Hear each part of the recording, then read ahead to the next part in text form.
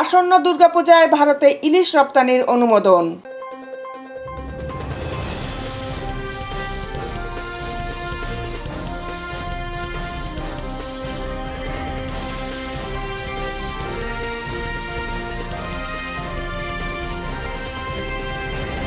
নিজেদের অবস্থান পাল্টে আসন্ন দুর্গাপূজা উপলক্ষে ভারতে ৩,০০০ টন ইলিশ মাছ রপ্তানির সিদ্ধান্ত নিয়েছে সরকার।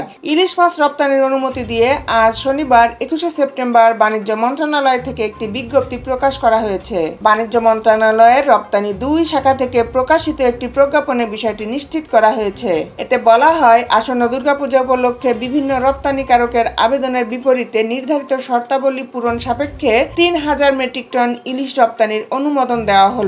সংশ্লিষ্ট আবেদনকারীদেরকে প্রয়োজনীয় কাগজপত্র সহ আগামী ২৪শে সেপ্টেম্বর দুপুর ১২টার মধ্যে বাণিজ্য মন্ত্রণালয় বরাবর আবেদন করার জন্য নির্দেশক্রমে অনুরোধ করা হলো। উল্লেখ্য, শেখ হাসিনা সরকারের ক্ষমতাচ্যুতির পর অন্তর্বর্তীকালীন সরকার ক্ষমতা নেয়ার পর ভারতের সঙ্গে সম্পর্কের উত্তেজনার মধ্যে ভারতে ইলিশ রপ্তানি বন্ধের ঘোষণা দিয়েছিলেন মৎস্য ও প্রাণী সম্পদ বিষয়ক উপদেষ্টা ফরিদা আক্তার। তবে ১.৫ মাসের মাথায় সেই অবস্থান থেকে সরে এলো সরকার। মৎস্য উপদেষ্টা আরো বলেছিলেন, আগের সরকার দুর্গাপূজার সময় নিষেধাজ্ঞা তুলে নিত, তারা এটাকে উপহার বলতো।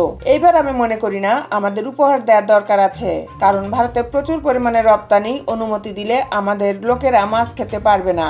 এরই মধ্যে ভারতের পক্ষ থেকে ইলিশ পাঠানোর আবদার করে বাংলাদেশের কাছে চিঠি পাঠানোর খবর পাওয়া যায়। এক খবরে হিন্দুস্তান টাইমস জানায়, গত ৫ বছর ধরে ইলিশ আমদানি হয়েছে বাংলাদেশ থেকে। এবারও সেই রীতি মেনে ভারতে ইলিশ পাঠানোর জন্য বাংলাদেশ সরকারের উপদেষ্টা তৌহিদ হোসেনের কাছে আবেদন করেছে ফিশ ইম্পোর্টার অ্যাসোসিয়েশন। দেশের আপডেট নিউজ পেতে আমাদের সাথেই থাকুন। Justice TV, Dhaka.